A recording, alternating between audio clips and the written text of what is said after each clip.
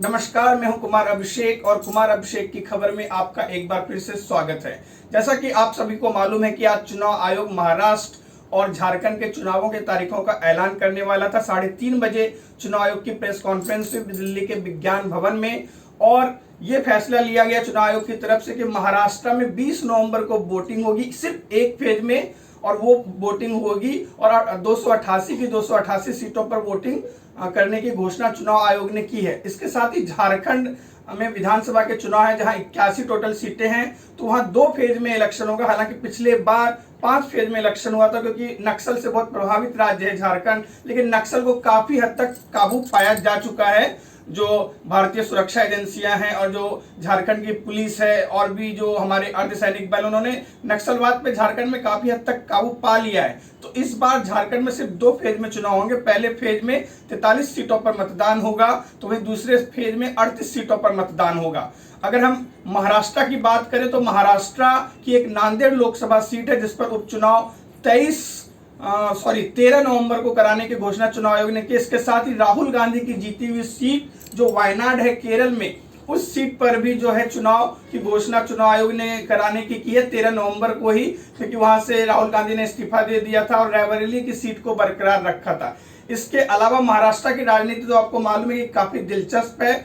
महायुति में जहां एक तरफ भारतीय जनता पार्टी, शिवसेना शिंदे गुट और अजित पवार की गुट शामिल है, तो वहीं महाविकास अघाड़ी में कांग्रेस, शिवसेना उद्धव गुट और शरद पवार गुट शामिल है। सीटों को लेकर के तीनों ही पार्टियों में, उस तरफ भी महायुति में भी और इस तरफ भी महाविकास अघाड़ी में भी विवाद बना हुआ है। लेकिन महाविकास अघाड़ी में ज्यादा विवाद है क्योंकि जिस तरह से लोग ऐसा उम्मीद कर रहे थे कि हरियाणा में कांग्रेस की सरकार आएगी, जो नतीजे आए हैं विधानसभा चुनावों के, स्पेशली हरियाणा के, उससे कांग्रेस को बहुत ज्यादा नुकसान हुआ है और उसकी इमेज का असर कहीं ना कहीं महाराष्ट्र चुनावों पर भी पड़ेगा। अगर हम दूसरी तरफ बात करें शिवसेना के उद्धव ठाकरे गुट की, तो वो ज्यादा से ज्यादा सीटों की मांग कर रही, साथ ही वो मांग कर रही कि यहाँ सीएम का फेस डिक्लेयर करके चुनाव लड़ा जाए।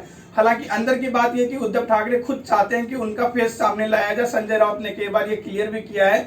लेकिन जो और पार्टियां हैं, शरद पवार की पार्टी और जो कांग्रेस पार्टी है, नाना पटोले खासतौर पे वो कह चुके हैं कि हम चुनाव के बाद ही मुख्यमंत्री का ऐलान करेंगे। तो ये तो हो गई महाविकास अघाड़ी की बात। वहां पर सीटों का तालमेल ज्यादा फंसा हुआ है, खासतौर पे मुंबई और आसपास के इलाकों की सीटों को लेकर के। वहीं अगर हम महायुति की बात करें तो यहाँ अमित शाह अपने एक्सपीरियंस का फायदा उठा रहे हैं और यहाँ लगभग ऐसा माना जा रहा है कि तीनों ही पार्टियों में सीटों का बंटवारा तय है। जहां तक हमारे सूत्रों का कहना है कि बीजेपी लगभग 158 सीटों पर चुनाव लड़ेगी, वहीं शिंदे गुट को 70 सीटें दिए जाएंगे और जो अजित पवार गुट की है एनसीपी, उसको 50 सीटों का ऑफर मिलेगा, ऐसा हमारे सूत्रों का कहना है। हालांकि कल इस बात को लेकर के बीजेपी चुनाव समिति की बैठक भी दिल्ली में रखी गई है, जहां से महाराष्ट्र के नेताओं का भी वहां पहुंचना है, वहां उनको पहुंचना है। उधर कांग्रेस ने भी मल्लिकार्जुन खड़गे के साथ कल बैठक की थी, राहुल गांधी भी वहां मौजूद थे। ऐसा कहा जा रहा है कि कांग्रेस ने कहा है महाराष्ट्र के नेताओं को कि वो ओवर कॉन्फिडेंस में ना रहें और जमीनी हकीकत पर चुनाव लड़ें, ताकि अपने वोटरों तक वो अपनी बात पहुंचा सके, ओवर कॉन्फिडेंस बिल्कुल ना करें। तो महाराष्ट्र का चुनाव तो पूरा दिलचस्प बना हुआ है। एक तरफ जहां 3 पार्टियों का गुट है तो दूसरी तरफ भी 3 पार्टियों का गुट है। अगर शिंदे मुख्यमंत्री के तौर पर पेश किए जाते हैं तो सबसे बड़ा सवाल है कि देवेंद्र फडणवीस का क्या होगा, जो पहले महाराष्ट्र के मुख्यमंत्री रह चुके हैं 5 सालों तक और उसके बाद कुछ दिनों के लिए 2019 में भी। तो देखना दिलचस्प होगा। कई सारे विकास कार्यों को चुनाव से ठीक पहले नरेंद्र मोदी और एकनाथ शिंदे की सरकार ने महाराष्ट्र में कितने हजार करोड़ के प्रोजेक्ट का लॉन्च किया और जल्दी किया गया। आज भी सिडको की बहुत सारी परियोजनाओं का लॉन्चिंग सुबह हो गया है। वहीं कहीं मेट्रो लाइन को पास किया गया, पुणे की मेट्रो लाइन को पास कर दिया गया है। तो कई सारे विकास के कार्यों से एकनाथ शिंदे की सरकार ये जताना चाह रही है कि वो जनता के लिए और जनता के लिए ही सब कुछ कर रही है और जनता उसके लिए सब कुछ है। आपको मुंबई की जहां तक बात करें तो उन्होंने 5 टोल नाके पे टोल प्राइवेट गाड़ियों के लिए आज से बंद कर दिया, यानी टोल फ्री कर दिया प्राइवेट गाड़ियों के लिए। तो काफी दिलचस्प होगा, हमारी नजर बनी रहेगी। उसके बाद बात करते हैं हम झारखंड की। तो झारखंड में जैसे 2 फेज में चुनाव होंगे, तो झारखंड में जो इक्वेशन है इस समय, जो पार्टी है झारखंड मुक्ति मोर्चा, हेमंत सोरेन मुख्यमंत्री हैं, वो जब जेल के अंदर गए थे तो चंपई सोरेन को मुख्यमंत्री बनाया गया था, जिन्हें कि टाइगर कहा जाता है। उस कोल्हार एरिया का टाइगर उनको कहा जाता है। लेकिन हेमंत सोरेन को बेल से छूटने के बाद ही चंपई सोरेन को बिना बताए हुए उनकी कुर्सी से हटा दिया गया। और जिस तरह से चंपई सोरेन ऐसे नेता हैं, भरोसेमंद नेता थे झारखंड मुक्ति मोर्चा के, तो उनको लगा कि उनके साथ ये नाइंसाफी हुई है, इसलिए उन्होंने अब बीजेपी का दामन थाम लिया है। तो ऐसे में बीजेपी मजबूत होगी कुछ इलाकों में जरूर झारखंड में। पिछले बार बीजेपी के पास 25 सीटें थी, इस बार क्या होगा वो देखना होगा। लेकिन जो पिछली सरकार है वो गठबंधन की सरकार थी, कांग्रेस, आरजेडी और वाम दल और झारखंड मुक्ति मोर्चा, जिसमें झारखंड मुक्ति मोर्चा के 30 सदस्य थे और कांग्रेस के 16 सदस्य थे। साथ ही आरजेडी के 1 विधायक और कुछ निर्दलियों का समर्थन हेमंत सोरेन के पास था।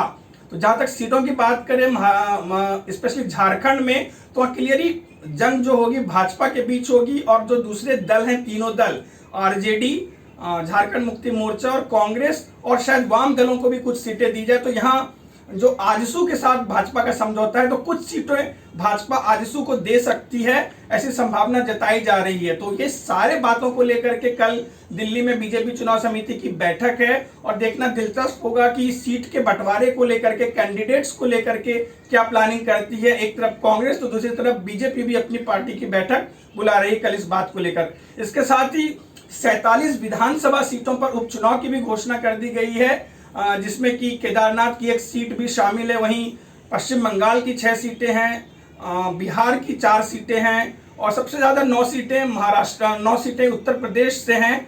हालांकि मिल्कीपुर का मामला भी फंसा हुआ है, मिल्कीपुर में चुनाव की घोषणा नहीं की गई है, जहां से अवधेश प्रसाद फैजाबाद से सांसद चुने गए थे। उनकी जो विधानसभा की सीट थी मिल्कीपुर, उस पर शायद कोई चुनावी याचिका दायर की गई है, जिसको लेकर के चुनाव आयोग ने इसे होल्ड पर रखा है, उसकी घोषणा नहीं की गई है। तो सारे चुनाव 13 और 20 नवंबर को होंगे और मतों की गिनती का काम 23 नवंबर को आएगा। मतलब 23 नवंबर के दोपहर तक ये साफ हो जाएगा कि महाराष्ट्र, जो उत्तर प्रदेश के बाद सबसे बड़ा राज्य है भारत का सीटों के दृष्टिकोण से, विधानसभा सीटों के दृष्टिकोण से, और झारखंड जो कि बीजेपी के लिए नाक की लड़ाई, क्योंकि वहां बाबूलाल मरांडी फिर से एक बार बीजेपी के साथ आ गए हैं। उन्होंने जो झारखंड विकास मोर्चा बनाया था उसका विलय भाजपा में कर लिया। अब उनके पास कमान है, वो सूबे के पहले मुख्यमंत्री रह चुके हैं। जब 2000 में बंटवारा हुआ था बिहार और झारखंड का, तो उनको अनुभव है, बहुत सारे मंत्रालयों को संभाल चुके हैं झारखंड सरकार में मुख्यमंत्री होने के साथ साथ। तो झारखंड मुक्ति मोर्चा से कैसे वो निपटेंगे, हेमंत सोरेन का जो करप्शन का मामला वो कितना इम्पैक्ट करेगा, और हेमंत सोरेन की जो भाभी है सीता सोरेन, वो भी भाजपा में शामिल हो चुकी है। तो ये परिवार वर्सेस बीजेपी होगी या कांग्रेस, परिवार और बीजेपी, मतलब वर्सेस किसकी लड़ाई होती है, और आरजेडी वहां अपना क्या रास्ता तलाशेगी, ये देखना भी दिलचस्प होगा। तो इंतजार कीजिए 23 नवंबर का,